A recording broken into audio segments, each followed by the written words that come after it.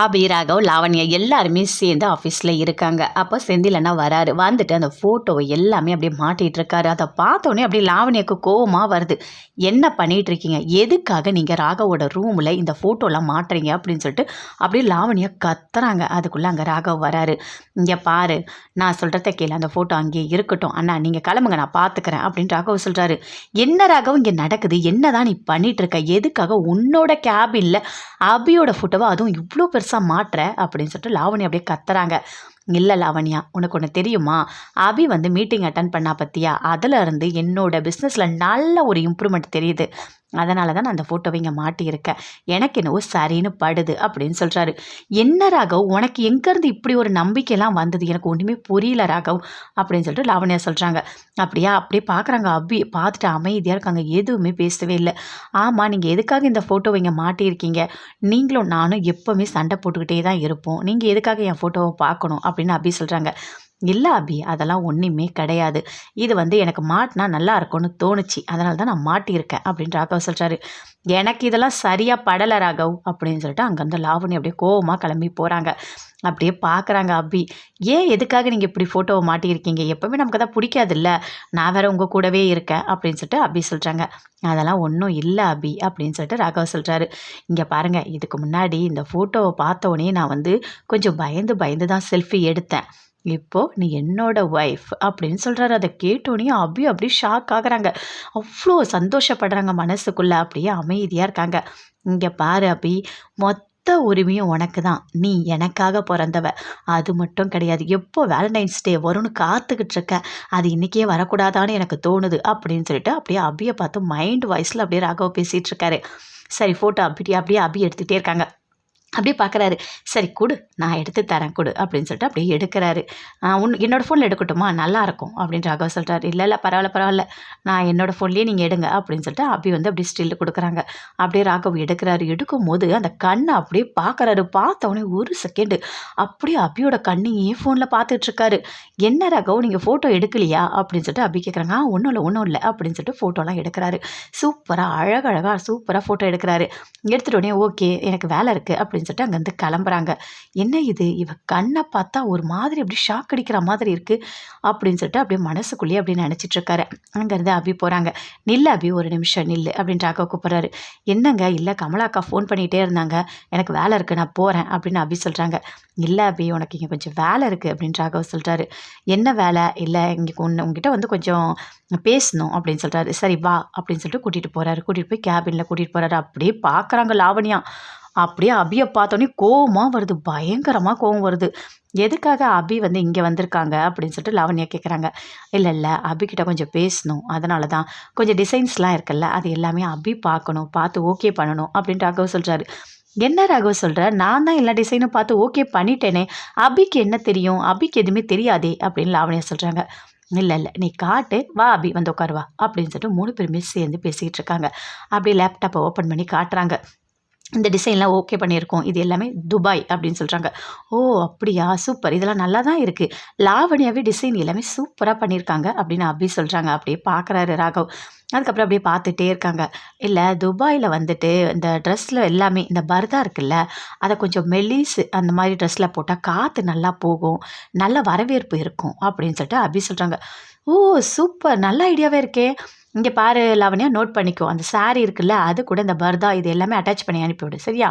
அபி, உனக்கு என்னென்ன டிசைன்ஸ் ஓகேவோ அது எல்லாமே நீ செலக்ட் பண்ணிவிட்டு நீ சேவ் பண்ணி வை, பார்த்துக்கலாம் அப்படின்னு சொல்லிட்டு அங்கே தான் ராகவ் போகிறாரு.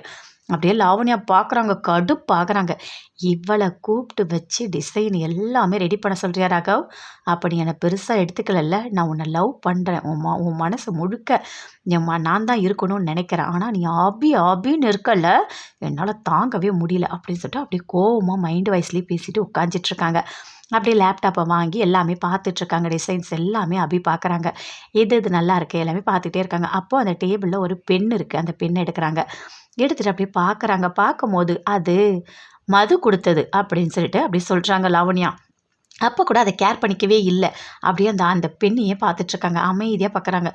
என்ன அபி, நான் இவ்வளோ பெரிய விஷயத்த சொல்கிறேன், நீ சாதாரணமாக பெண்ணை பார்த்துட்ருக்க அப்படின்னு லாவண்யா சொல்கிறாங்க. ஏன் இதில் என்ன இருக்குது? இது மது கொடுத்தது தானே. மது வந்து ராகவோட லவ்வர் தெரியும்ல. ஏன் தெரியுமே. உனக்கு என்ன கோவமே வரல, அப்படியே அமைதியாக இருக்க அப்படின்னு லாவண்யா சொல்கிறாங்க. இதில் கோவப்படுறதுக்கு என்ன இருக்குது? அவர் லவ் பண்ணியிருக்காரு, அந்த பொருளை இன்னும் பத்திரமா வச்சுருக்காரு. அதை நினச்சா எனக்கு சந்தோஷமாக தான் இருக்குது. நான் எதுக்காக அவர் மேலே கோவப்படணும் அப்படின்னு அபி சொல்கிறாங்க. அதை கேட்டோன்னே அப்படியே லாவண்யாவுக்கு கோவமாக வருது. அங்கேருந்து அபி அப்படியே எழுந்து போகிறாங்க. லாவண்யா யோசிக்கிறாங்க. இங்கே பாரு ராகவ், நீ எனக்கு தான், நான் தான் உன்னை லவ் பண்ணுறேன். உன்னை யாருக்காகவும் எதுக்காகவும் நான் விட்டு கொடுக்கவே மாட்டேன். இனிமேல் என்ன பண்ணுறேன்னு பாரு அப்படின்னு சொல்லிட்டு லாவண்யா அப்படியே மைண்ட் வாய்ஸில் பேசிகிட்டு இருக்காங்க. அபி ராகவ் 2 பேருமே சேர்ந்து வீட்டுக்கு போகிறாங்க. வீட்டுக்கு போனோன்னு எல்லாருமே சேர்ந்து சாமி கும்பிடுறாங்க. சாமி கும்பிடும்போது ஆகாஷ் கிட்ட பாட்டி சொல்கிறாங்க, என்ன ஆகாஷ், ஒரு வழியாக எல்லா விரதமும் சூப்பராக முடிச்சிட்ட அப்படின்னு சொல்கிறாங்க. இது எல்லாத்துக்குமே காரணமே அபி அனு 2 பேரும் தான் அப்படின்னு ஆகாஷ் சொல்கிறாரு. சரிப்பா, நல்லபடியாக கோயிலுக்கு போயிட்டு வா அப்படின்னு சொல்லிட்டு பாட்டி சொல்கிறாங்க. அபி ராகவ் 2 பேருமே சேர்ந்து ஆகாஷை கூட்டிகிட்டு போயிட்டு கோயிலில் விடுறாங்க. கோயிலில் விடும்போது அப்படியே மனசுக்குள்ளேயே ரொம்ப சந்தோஷமாக இருக்காங்க. அபி பயங்கரமாக சந்தோஷப்படுறாங்க. அப்படியே ராகவ் கிட்ட பேசிகிட்டே இருக்காங்க. என்ன இவர் எதுக்காக இப்படி சொல்கிறாரு? நம்ம ஃபோட்டோவை ஆஃபீஸில் மாட்டி வச்சுருக்காரு. பிஸ்னஸில் அவர் அந்த டிசைன் எல்லாமே என்ன ஓகே பண்ண சொல்கிறாரு, ஒன்றுமே புரியலையே அப்படின்னு சொல்லிட்டு மனசுக்குள்ளேயே பயங்கரமாக சந்தோஷத்தோடு இருக்காங்க. வீட்டில் இருக்காங்க அனு வந்துட்டு எல்லா வேலையும் பார்த்துட்ருக்காங்க. சமையல் எல்லாமே சூப்பராக பண்ணுறாங்க. குழம்பு, பொரியல் எல்லாமே பண்ணுறாங்க. பண்ணிவிட்டு அந்த ஹாட் பாக்ஸ் எல்லாமே கொண்டு வந்து அழகாக டைனிங் டேபிளில் வைக்கிறாங்க. வைக்கும் போது அப்படியே பார்க்குறாங்க சுந்தரி, என்ன பண்ணலாம், ஏதாச்சும் ஒரு பிளான் போடணுமே, இவளை விடக்கூடாது, இவள் நிம்மதியாகவே இருக்க விடக்கூடாது, இவளை முதல்ல நம்ம பையனோட வாழ்க்கையிலேருந்து விரட்டி அடிக்கணும் அப்படின்னு சொல்லிட்டு மனசுக்குள்ளேயே யோசிக்கிறாங்க. ஏதாவது ஒரு டைம் கிடைக்குமா, நம்ம ஏதாவது ஒன்று பண்ணலாமா அப்படின்னு சொல்லிட்டு அப்படியே உட்காந்து யோசிச்சுட்ருக்காங்க. அப்போ கரெக்டாக க்ளீனிங் பண்ணுறதுக்காக 2 பேர் வீட்டுக்கு வராங்க.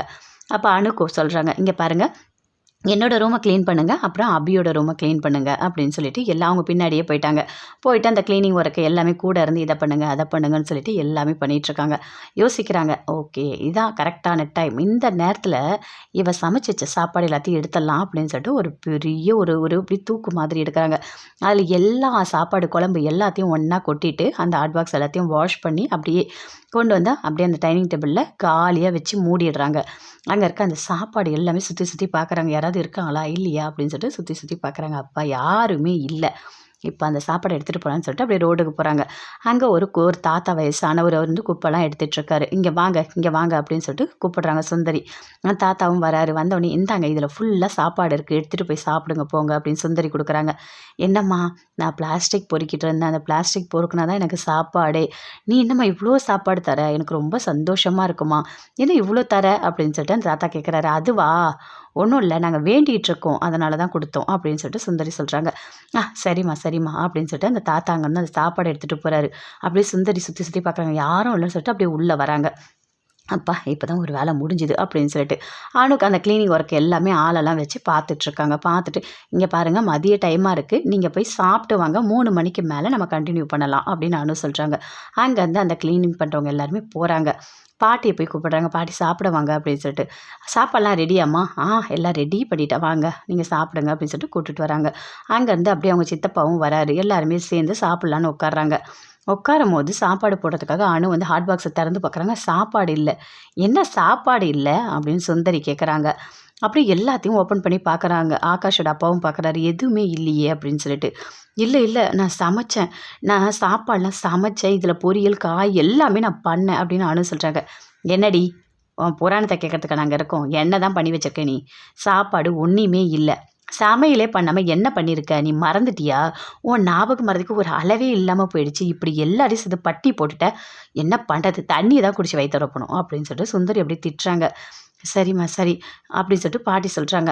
அம்மம்மா இருங்கம்மா, நான் ஆர்டர் பண்ணுறேன், மீல்ஸ் ஆர்டர் பண்ணுறேன், இன்னும் கொஞ்சம் நேரத்தில் வந்துடும், நம்ம சாப்பிட்லாமா அப்படின்னு சொல்கிறாரு. ஆமாம் இது வேற, இல்லை பாட்டி, நான் சமையல்லாம் பண்ணேன் பாட்டி, எனக்கு தெரியும் பாட்டி, பொரியல் காய் எல்லாமே நான் பண்ணேன் பாட்டி, எனக்கு ஞாபகம் இருக்குது. சரிம்மா சரி, நீங்கள் கொஞ்சம் ஃப்ரீயாக வாக்கிங் போயிட்டு வா அப்படின்னு பாட்டி சொல்கிறாங்க. அப்பா ஒரு வழியாக இவங்க 2 பேருமே நம்பிட்டாங்க. அணுக்கு ஞாபகம் மறதின்னு சொல்லிட்டு, அது ஒன்று போதும் அப்படின்னு சொல்லிட்டு சுந்தரி பயங்கரமாக அப்படியே சந்தோஷமாக இருக்காங்க. ஒரு வழியாக நம்ம நினச்சது நடந்துடுச்சு அப்படின்னு சொல்லிட்டு பயங்கரமாக சந்தோஷப்பட்டாங்க. ஆனால் அப்படியே ஃபீல் பண்ணிகிட்டே போகிறாங்க. இல்லையே, நம்ம எல்லா சமையலும் பண்ணுமே, எப்படி இல்லாமல் போகும், ஐயோ கடவுளே, இந்த குழம்பு வச்சது எல்லாமே நமக்கு ஞாபகம் இருக்கே, ஒன்றுமே புரியலையே, எதுக்காக நமக்கு மட்டும் இப்படி நடக்குது அப்படின்னு சொல்லிட்டு அப்படியே பயங்கரமாக அப்படியே அழறாங்க. அழுதுகிட்டே போகிறாங்க. போடி போ, இனிமே தாண்டி உனக்கு இருக்கு. நீ இந்த வீட்ல இருக்கவே கூடாது. அப்படி இருக்கவும் நான் விடமாட்டேன். என்ன பண்றேன்னு பாரு. இன்னும் கொஞ்ச நாள்ல ஆகாஷ் வரத்துக்குள்ள உனக்கு பைத்தியம் பிடிக்கிற மாரி பண்ணி வீட்ட விட்டு அனுப்பி காட்டுறேன். அதுதாண்டி எனக்கு முதல் வேலை அப்படின்னு சொல்லிட்டு சுந்தரி அப்படியே மனசுக்குள்ளேயே பயங்கரமா சந்தோஷப்பட்டுட்டு இருக்காங்க. அனு போயிட்டு பயங்கரமா அழறாங்க. இல்ல நான் இந்த தப்புலாம் பண்ணல அப்படின்னு சொல்லிட்டு அப்படியே அழுதுட்டு இருக்காங்க. ஒண்ணுமே புரியல பாட்டிக்கு. எதுக்காக அனு இப்படி பண்ணா? சாப்பாடு எல்லாமே செஞ்சேன்னு சொன்னா, இந்த அளவுக்கு ஞாபக மறதி இருக்குமா என்ன? அப்படின்னு சொல்லிட்டு அவங்களும் யோசிக்கிறாங்க. அதே மாரி சாப்பாடுலாம் வர வச்சுட்டு சாப்பிடுறாங்க. ஆமா, ஹோட்டல் சாப்பாடு தான் சாப்பிடணுமா? ஐயோ! ஐயோ! ஐயோ! இவள வச்சுக்கிறது ரொம்ப பெரிய கஷ்டம் தான் அப்படின்னு சொல்லிட்டு சுந்தரி சொல்லிட்டு இருக்காங்க. அப்படி எதுவுமே பேசவே இல்ல. பாட்டி அமைதியா இருக்காங்க. ஆனா அனு மட்டும் பயங்கரமா அழுதுட்டு அப்படியே உள்ள போறாங்க. உள்ள போயிட்டு அங்கேயும் ஃபீல் பண்ணிட்டே இருக்காங்க. என்ன சொல்றதுன்னே தெரியல. அப்போ வீட்டுக்கு அபி வராங்க. வந்த உடனே அனு பயங்கரமாக அழுதுட்ருக்காங்க. என்ன அனு, எதுக்காக நீ இப்படி அழுதுட்ருக்க அப்படின்னு அபி கேட்குறாங்க. இல்லை, இன்னைக்கு நான் சமையலே பண்ணலை தெரியுமா, ஆனால் நான் பண்ண மாதிரி எனக்கு தோணுச்சு அபி. எல்லாருமே சாப்பிட வந்துட்டாங்க, ஆனால் யாருக்குமே என்னால் சாப்பாடு போடவே முடியல தெரியுமா. பாட்டி எல்லாருமே ரொம்ப ஃபீல் பண்ணாங்க. எனக்கு ரொம்ப கஷ்டமாக இருக்கு அபி. எனக்கு ஏன் இப்படி நடக்குது ஒன்றுமே புரியல அபி அப்படின்னு சொல்லிட்டு அனு பயங்கரமாக அழறாங்க. அதுக்கு அபி சொல்கிறாங்க, இங்கே பாரு அனு, நீ அழாத சரியா. ஏதோ ஒரு ஞாபகத்தில் மறந்துருப்ப. இது எல்லாருக்குமே வர ஒரு விஷயம் தான். இத நீ பெருசா எடுத்துக்காத அப்படின்னு அபி சொல்றாங்க. என்ன அபி சொல்ற? ஒரு சமைக்கிறது கூடவா மறந்துருப்பாங்க? இது எல்லாருக்கும் வராது அபி. சாதாரணமா ஒரு பொருள மறக்கலாம். அது எப்படி அபி சமைக்கிறதெல்லாம் மறக்க முடியும்? அப்படின்னு சொல்லிட்டு ரொம்ப ஃபீல் பண்றாங்க. அபி எதுவுமே சொல்லல. மனசுக்குள்ளேயே நினைக்கிறாங்க. ஐயோ! என்ன இது இவ்ளோ பெரிய பிரச்சனையா இருக்கே அப்படின்னு சொல்லிட்டு. சரி, பாட்டிலாம் சாப்பிட்டாங்களா? எப்படி சாப்பிட்டாங்க? இல்ல, ஆர்டர் பண்ணி தான் சாப்பிட்டாங்க. மாமா தான் ஆர்டர் பண்ணாரு அப்படின்னா அபி அனு சொல்றாங்க. அத கேட்டோனே அபி ரொம்ப ஃபீல் பண்றாங்க. சரி பரவால்ல விடு. இங்க பாரு, நீ இப்போ மனசுல எதுவும் போட்டு குழப்பிக்காத சரியா. ஆகாஷ் கோயிலுக்கு போயிட்டு வரட்டும். நம்ம எதுவா இருந்தாலும் பார்க்கலாம். ஒண்ணும் பிரச்சனை கிடையாது. நீ போ அப்படின்னு சொல்லிட்டு அனுகிட்ட சொல்றாங்க. அபி அப்படியே உள்ள போறாங்க. போனோனே ராகவ் கேட்குறாரு, என்ன ஒரு மாதிரி இருக்க அப்படின்னு சொல்லிட்டு. இல்ல, இன்னைக்கு பிஸ்னஸ்ல எல்லாமே சூப்பரா நீ பண்ணல்ல. தேவையான டிசைன்ஸ் எல்லாமே நல்லா செலக்ட் பண்ணி குடுத்துருக்க. உன்னோட ஐடியாலாம் சூப்பரா இருக்கு அபி. அது மட்டும் இல்ல, உன்னை என்ன சொல்றதுன்னே தெரியல. எனக்கு ரொம்ப சந்தோஷமா இருக்கு அப்படின்னு சொல்லிட்டு ரொம்ப ஒரு மாரி ரொமான்ஸா பேசுறாரு. இவரு என்ன இப்படி பேசிட்டு இருக்காரு அப்படின்னு சொல்லிட்டு அபி அத பத்தி யோசிக்கவே இல்ல. என்ன இது? ஒரு மாதிரி நான் சொல்லிட்டே இருக்கேன். ஆனா, நீ எதையுமே கண்டுக்கிற மாதிரி தெரியலையே அபி அப்படின்னு ராகவ் சொல்றாரு. இல்ல, அனு பயங்கரமா அழறா. எதுக்காக அழறாங்க? நான் தான் உங்ககிட்ட ஏற்கனவே சொன்னேன்ல, அபிக்கு ஒரு மாதிரி ஞாபக மறதியா இருக்கு அப்படின்னு சொல்லிட்டு. இன்னைக்கு என்ன நடந்ததுன்னா, சமைக்கவே இல்ல. ஆனா எனக்கு சமைச்ச மாதிரி தான் இருந்ததுன்னு சொல்றா. எனக்கு ரொம்ப கஷ்டமா இருக்கு. எனக்கு ரொம்ப ஒரு மாரி என்ன சொல்றதுன்னே தெரியல அப்படின்னு சொல்லிட்டு அபி ரொம்ப ஃபீல் பண்றாங்க. இங்க பாரு அபி, நீ ஃபீல் பண்ணாத. நம்ம ஏதாச்சும் ஒண்ணு பண்ணலாம். அப்படியே விட்டுற முடியாது. சரி, எனக்கு தெரிஞ்ச ஒரு டாக்டர நான் பார்க்குறேன். பார்த்துட்டு நம்ம அனுவ கூட்டிட்டு போலாம். அது சும்மா ஒரு டேப்லெட் எடுக்கிற மாதிரி தான் இருக்கும். அதெல்லாம் ஒண்ணும் பெரிய விஷயம் கிடையாது அப்படின்னு ராகவ் சொல்றாரு. இல்ல, எனக்கு அனு அழும்போது பயங்கரமா கஷ்டமா இருந்தது. தேம்பி தேம்பி அழுதா அப்படின்னு சொல்லிட்டு அபி சொல்றாங்க. சரி விடு அபி, அது ஒண்ணும் பெரிய விஷயம் இல்ல. நான் சொல்றேன்ல. நான் சொல்றத நீ கேட்க மாட்டியா? அப்படின்னு ராகவ் சொல்றாரு. சரிங்க அப்படின்னு சொல்லிட்டு அபி சொல்றாங்க. அபி சொல்லிட்டு அப்படியே வராங்க. முருகர பார்க்குறாங்க. என்ன முருகா? எதுக்காக முருகா என்னை இப்படி கஷ்டப்படுத்திட்டு இருக்க? கண்டிப்பா அனுவோட பிரச்சனை எல்லாமே நீ சரி பண்ணி குடு. அனு அழறத நினைச்சா எனக்கு ரொம்ப கஷ்டமா இருக்கு அப்படின்னு சொல்லிட்டு அபி சொல்றாங்க. சொல்லிட்டு அப்படியே வராங்க. ராகவ் லேப்டாப்ல ஒர்க் பண்ணிட்டு இருக்காரு. அப்படியே அபி உட்காந்துட்டு இருக்காங்க.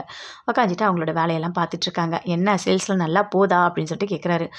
நல்லா தான் போகுது, பரவாயில்ல அப்படின்னு சொல்லிட்டு அபி சொல்லிட்டு இருக்காங்க. ஆமா அபி, உனக்கு பயங்கர டேலண்ட் இருக்கா மாதிரி எனக்கு தோணுது அப்படின்னு ராகவ் சொல்றாரு. என்ன இப்படிலாம் பேச மாட்டீங்களே, என்ன திடீர்னு இப்படிலாம் பேசுறீங்க அப்படின்னு அபி சொல்றாங்க. இல்ல, டிசைன்ஸ் எல்லாமே சூப்பரா ஓகே பண்ணியிருக்க. அதுவும் துபாயில அந்த பர்தா எல்லாமே கொஞ்சம் மெலிசா போட்டா காத்து வரும். இது எல்லாமே நாங்க யோசிக்கவே இல்லையே. நாங்களும் இவ்வளோ நாள் பிஸ்னஸ் பண்ணிட்டு இருக்கோம். எங்களுக்கெல்லாம் அப்படி ஒரு ஐடியா தோணவே இல்லையே அப்படின்னு ராகவ் சொல்றாரு. இல்லைங்க, இதெல்லாம் ஒரு சாதாரண விஷயம் தான். நீங்க எதுக்கு இத பெருசா பேசிட்டு இருக்கீங்க அப்படின்னு அபி சொல்றாங்க. என்னதான் இருந்தாலும் மனசுக்குள்ள நீ எதையும் காட்டிக்க மாட்ற அபி. ஆனா உனக்கு பயங்கர டேலண்ட் இருக்கு. எப்போ என் காதல் நான் உன்கிட்ட சொல்லுவேன்னு ஆவலா இருக்கேன். சீக்கிரமா வேலண்டைன்ஸ் டே வரணும். அபி, உனக்கு மனசுக்கு புடிச்ச மாதிரி அன்னைக்கு நாள் ஃபுல்லா நான் உன் கூட இருக்கணும். நீ நெனச்ச எல்லாத்தையும் நான் சுத்தி காட்டணும். நீ குளத்துல மீன் பிடிக்கிறது, நட்சத்திரத்த பார்க்கணும், இத பார்க்கணும், அத பார்க்கணும், நெறைய விஷயத்த நீ சொல்லியிருக்க. அது எல்லாமே அன்னைக்கு நான் நடத்தணும். உன்னை அன்னைக்கு முழுக்க பயங்கரமா சந்தோஷப்படுத்தணும். அப்புறம் என்னோட காதலை நான் சொல்லணும். அப்போ உனக்கு நான் மட்டும்தான், நான் தான் உனக்கு எல்லாமே. உன் மனசு முழுக்க நான் தான் இருக்கணும் அபி. உன்னோட சேர்ந்து வாழணும். நான் உன்னை விரும்பினது எல்லாத்தையுமே நான் உன்கிட்ட சொல்லணும் அபி. உன் மேலே எனக்கு எந்த சந்தேகமும் இல்லை, எந்த ஒரு இதுவுமே இல்லை. நீ உண்மையானவ தான். உன்ன மாதிரி ஒருத்தி இல்லவே இல்லை. அதனால் கண்டிப்பாக என்னோட காதலை நான் சொல்லணும். சீக்கிரமாக வரணும் வேலண்டைன்ஸ் டே அப்படின்னு சொல்லிட்டு மனசுக்குள்ளேயே பயங்கரமாக சந்தோஷமாக சிரிக்கிறாரு. அபி போயிட்டு அப்படியே போய் படுக்கிறாங்க. படுத்துட்டு பார்த்துட்டோன்னே அப்படியே பார்க்குறாரு. பார்த்துட்டு அவ்வளோ சந்தோஷப்படுறாரு. எப்படியாவது வேலண்டைன்ஸ் டே சீக்கிரமாக வரணும். ஏன்னா இது தாங்கவே முடியலையே. மனசு முழுக்க அவ்வளோ காதலை நான் வச்சுருக்கேன். அபி இன்னைக்கு நீ ஆஃபீஸில் ஃபோட்டோவை பார்க்கும்போது நீ எவ்வளோ சந்தோஷப்பட்ட நான் பார்த்தேன் அபி. அப்போ என்னை நீ எந்த அளவுக்கு விரும்புகிற, எனக்கு உன்னை பிடிச்சிருக்குன்ற விஷயம் உனக்கு தெரிஞ்சா நீ எவ்வளோ சந்தோஷப்படுவ. எனக்கு அதெல்லாம் பார்க்கணும் அபி, சீக்கிரமாக பார்க்கணும். வேலண்டைன்ஸ் டே சீக்கிரமாக வரணும் அபி அப்படின்னு சொல்லிட்டு ரொம்ப சந்தோஷமாக அப்படியே தூங்கிட்டுருக்காரு. முரளி யோசிக்கிறாரு, என்ன பண்ணலாம், அடுத்தது ஏதாவது ஒரு பிளான் போடணும், போட்டு ஏதாவது ஒன்று பண்ணி அபி ராகவ் 2 பேரை பிரிக்கணும் அப்படின்னு சொல்லிட்டு அப்படியே யோசிச்சுட்ருக்காரு. அங்கேருந்து அப்படியே சுந்தரி வராங்க. வந்த உடனே என்ன அவங்க வேலை எல்லாமே ஆரம்பிச்சிட்டிங்க போல இருக்குது அப்படின்னு கேட்குறாரு. ஆமாம் பார்த்தியா இன்னைக்கு என் பிளான் எப்படி இருந்தது பார்த்தியா, அந்த அணு சமைச்செல்லாம் வச்சா, குழம்பெல்லாம் வச்சா, பொரியல் எல்லாமே பண்ணான். நான் தான் அவள் க்ளீனிங் ஒர்க்குக்கு அங்கே பின்னாடியே போயிட்டா. நான் இருக்கிற சாப்பாடெல்லாம் ஒரு குண்டால கொட்டி குப்பைக்காரங்கிட்ட கொடுத்துட்டு எல்லாமே கழுவி வச்சுட்டேன். நான் தான் எல்லாமே பண்ணேன் அப்படின்னு சுந்தரி சொல்கிறாங்க. எனக்கு அப்போவே தெரியும் அத்தை, இந்த வேலையை நீங்கள் தான் பார்த்துருப்பீங்கன்னு அப்படின்னு சொல்லிட்டு முரளி சொல்கிறாரு. ஆமாம் ஆனால் ஒன்று பார்த்தியா, அப்படி பாட்டி எவ்வளோ ஒரு மாதிரி அப்படி ரொம்ப ஒரு மாதிரி கோவப்பட்டாங்க. லக்ஷ்மி அம்மா பசியோடு இருந்தாங்க. அது மட்டும் இல்லை, என் வீட்டுக்காரும் அவங்களாம் கொஞ்சம் கொஞ்சமாக நம்ப ஆரம்பிச்சிருக்காங்க. இப்படி தான் ஒவ்வொருத்தவங்களா ஒவ்வொரு வழியாக கூட்டிகிட்டு வரணும். எல்லாருமே நம்பணும். நம்பி அவள் உண்மையிலேயே அவளுக்கு ஞாபகம் இல்லைன்ற விஷயம் எல்லாருக்குமே புரியணும். அவள் ஒரு காலகட்டத்தில் கண்டிப்பாக வீட்டை விட்டு வெளியே போகிற ஒரு சூழ்நிலையை நான் உருவாக்குவேன். என் பிள்ளைய விட்டு பிரிச்சுடுவேன். அவன் கோயிலேருந்து வரத்துக்குள்ளேயே அவன் இந்த வீட்டில் இருக்கவே விடமாட்டேன் அப்படின்னு சொல்கிறாங்க சுந்தரி. பண்ணுங்க சூப்பர், எல்லாமே நல்லா தான் பண்ணிகிட்ருக்கீங்க, உங்கள் வேலையை கரெக்டாக கண்டினியூ பண்ணுங்கள், ஒன்றும் பிரச்சனை இல்லை அப்படின்னு சொல்லிட்டு முரளி சொல்கிறாரு. நான் ஒரு பிளான் போட்டுட்ருக்கேன், இந்த அபி ராகவ் 2 பேரும் சேர்த்து எப்படி பிரிக்கலான்னு சொல்லிட்டு. ஆனால் ஒன்று, இந்த லாவண்யா ஃபோன் பண்ணி சொன்ன உடனே எனக்கு பயங்கரமாக கடுப்பாயிடுச்சு அப்படின்னு முரளி சொல்கிறாரு. என்ன லாவண்யா உனக்கு ஃபோன் பண்ணாலா அப்படின்னு சொல்லிட்டு சுந்தரி கேட்குறாங்க. ஆமாம், அந்த ராகவ் அந்த கேபினில், அவனோட கேபினில் அபியோட ஸ்டில்லை பெருசாக மாட்டி வச்சுருக்கானா. அதை பார்த்தோன்னே லாவண்யாவுக்கு கோவமாக வந்திருக்கு. எதுக்காக நீங்கள் மாட்டினீங்கன்னு கேட்டதுக்கு, எனக்கு அபி பிஸ்னஸில் நல்லா இம்ப்ரூவ்மெண்ட் ஆகிருக்கு, அதனால தான் அந்த ஃபோட்டோவை இருக்குது அப்படின்னு சொன்னானா ராகவ். அதை கேட்கும்போது எனக்கு கடுப்பாக இருக்கத்த. நான் இப்போவே போய்ட்டு ஆஃபீஸில் அந்த ஃபோட்டோலாம் கிழிச்சு போட்டு வந்துட்டோமா அப்படின்னு சொல்லிட்டு முரளி சொல்கிறாரு. இங்கே பாரு, நீ அப்பப்போ டென்ஷன் ஆகிட்டே இருக்காத, உன்னை சரிப்படுறதே எனக்கு பெரிய வேலையாக இருக்கும் போல இருக்குது. நீ எதுக்காக இப்படிலாம் யோசிச்சுட்ருக்க, அதெல்லாம் எதுவும் பண்ணாத. அந்த ஃபோட்டோ தானாகவே கிழியணும், அதுக்கு என்ன பண்ணலான்னு யோசி. நீ போய் அப்படியே ஏதாவது பண்ணி மாட்டிப்ப போல இருக்கே அப்படின்னு சொல்லிட்டு சுந்தரி சொல்கிறாங்க. இல்லை அத்தை, எனக்கு என்ன சொல்கிறதுனே தெரில. அந்த ராகவ் அவனை ஏதாவது ஒன்று பண்ணணும் அத்தை. அவனை அப்படியே போட்டு தள்ளிடலாமான்னு பார்க்குறேன். சுத்தமாக அவன் வேண்டாம், அவன் உயிரோடவே இருக்க வேண்டாம். எனக்கு அவ்வளோ கோபம் வருது அப்படின்னு சொல்லிட்டு முரளி அப்படியே கத்துறாரு. நான் உங்ககிட்ட எத்தனையோ வாட்டி சொல்லியிருக்கேன், நீ தேவையில்லாத டென்ஷன் ஆகிட்டு இருக்காத, எப்போவுமே யோசித்து அதை எப்படி பண்ணலான்னு பண்ணு. கோவப்பட்டா அறிவு வேலை செய்யாது. அப்படி வேலை செய்யலாம் உன்னால் பிளான்லாம் போட முடியாது அப்படின்னு சொல்கிறாங்க. இல்லை அத்தை, எனக்கு என்ன சொல்கிறதுன்னு தெரில, இப்போ ஃபுல்லாக அப்படி கோவமாக தான் இருக்குது. ஆனால் அந்த அபி ராகவ் 2 பேரும் நெருக்கத்தை பார்த்தீங்களா, அப்படியே ரொம்ப ரொம்ப அப்படியே அன்னோன்யமாக இருக்காங்க. அப்படியே அவ்வளோ பாசம். அபிக்கு ஒன்றுனா அவன் துடிக்கிறான், அவனுக்கு ஒன்றுனா அபி துடிக்கிறா, ஒன்றுமே புரியல. அவங்க அவ்வளோ ஒரு இதுவாக இருக்காங்க. நான் எல்லாத்தையும் நேரில் பார்த்தேன் அத்தை, என்னால் அதெல்லாம் தாங்கவே முடியல. என் அபியோட அவன் எதுக்கு இவ்வளோ சந்தோஷமாக இருக்கான், எதுக்காக? அதுவும் ஒரே ஆஃபீஸில் பொட்டிக்கெலாம் வைக்க சொல்லிட்டாங்க அந்த பாட்டி. அந்த லக்ஷ்மி அம்மா அவங்கள போட்டு தள்ளணும் ஃபஸ்ட்டு. அவங்க தான் எல்லாமே இப்படி பண்ணது. இப்போ 2 பேரும் ஒவ்வொருத்தரை பார்த்துக்கிறாங்க. அதுலேயே அவங்க மனசுக்குள்ளே இருக்க அந்த சந்தோஷம் அதிகமாகிடுமோன்னு எனக்கு தோணுது அத்தை. எப்படியாவது ஆஃபீஸ் போகாமல் தடுக்கணும். நான் எப்பவும் போல் அபியை தனியாக பிரித்து பொட்டிக் வைக்கிற மாதிரி நம்ம பண்ணணும் அப்படின்னு சொல்கிறாரு முரளி. சரி, நீ சொல்லிட்டல்ல, நீயே பிளான் போட்டு நீயே பண்ணு, ஆனால் உனக்கு நான் துணையாக இருப்பேன், புரியுதா அப்படின்னு சுந்தரி சொல்கிறாங்க. சரி அத்தை அப்படின்னு சொல்லிட்டு அங்கேருந்து முரளி போகிறாரு. அப்படியே சுந்தரி மைண்ட் வாய்ஸ்லேயே பேசுகிறாங்க. ஐயோ, இவன் என்ன இவ்வளோ பண்ணிகிட்ருக்கான், ஒன்றுமே புரியலையே. இவன் என்ன அபி அபி அபி அபி பைத்தியம்தான் இவன், அது எனக்கு தெரியும். இருந்தாலும் ராகவை போட்டு தள்ளிடுவேன்னு சொல்கிறான். ஏதாவது பிரச்சனை வந்ததுன்னா பரவாயில்ல, போட்டு தள்ளினா எல்லாம் நமக்கு நல்லது தான். போட்டு தள்ளினா இவன் ஜெயிலுக்கு போயிடுவான், 2 பேரோட வாழ்க்கை ஒன்றுமே இல்லாமல் போயிடும். நாம் சந்தோஷமாக இருக்க வேண்டியது தான் அப்படின்னு சொல்லிட்டு சுந்தரி அப்படியே மைண்ட் வாய்ஸில் அப்படியே நினச்சிக்கிட்டே அங்கேருந்து அப்படியே போகிறாங்க. ராகவ் அப்படி எழுந்துக்கிறாரு. எடுத்துகிட்டு சரி நான் ஆஃபீஸ் போகிறேன், வரியா அபி, நீயும் வரியா அப்படின்னு சொல்லிட்டு கூப்பிடுறாரு. இல்லை, எனக்கு கொஞ்சம் வேலை இருக்குது, கமலாக்கா கூப்பிட்டாங்க, நான் போயிட்டு பார்த்துட்டு அதுக்கப்புறம் நான் ஆஃபீஸ்க்கு அங்கே வந்துடுறேன் அப்படின்னு சொல்லிட்டு அப்படி சொல்கிறாங்க. சரிம்மா, நீ பார்த்து போ, சாப்பிட்டியா, சாப்பிட்டு போங்க அப்படின்னு சொல்லிட்டு பாட்டி சொல்கிறாங்க. அப்படியே அபியும் சாப்பிட்றாங்க. ராகவ் வந்துட்டு இல்லை எனக்கு வேண்டாம், எனக்கு கொஞ்சம் வேலை இருக்குது, நான் போகிற வழியில் பார்த்துக்கிறேன் அப்படின்னு சொல்லிட்டு அங்கேருந்து கிளம்புறாரு. அபி மட்டும் சாப்பிட்றாங்க. சாப்பிடும்போது அப்படியே முரளி பார்க்குறாரு. அப்படியே ரொம்ப பயங்கரமா ரசிக்கிறாரு அபிய. "என்ன அபி, நீ தனியா உட்காந்து சாப்பிடும்போது எனக்கு எவ்வளோ சந்தோஷமா இருக்கு தெரியுமா? அந்த ராகவோடலாம் நீ உட்காந்து சாப்பிடவே கூடாது. இன்னைக்கு தான் எனக்கு அவ்வளோ சந்தோஷமா இருக்கு. அபி இன்னும் கொஞ்சம் சாப்பிடுங்க" அப்படின்னு சொல்றாரு. அப்படியே அபி முறைக்கிறாங்க. பயங்கரமா கோவம் வருது. அப்படியே அணுவும் பார்க்குறாங்க. இவன் எதுக்கு இப்படிலாம் பேசிட்டு இருக்கான் அப்படின்னு சொல்லிட்டு எல்லாருமே அப்படி பார்க்குறாங்க.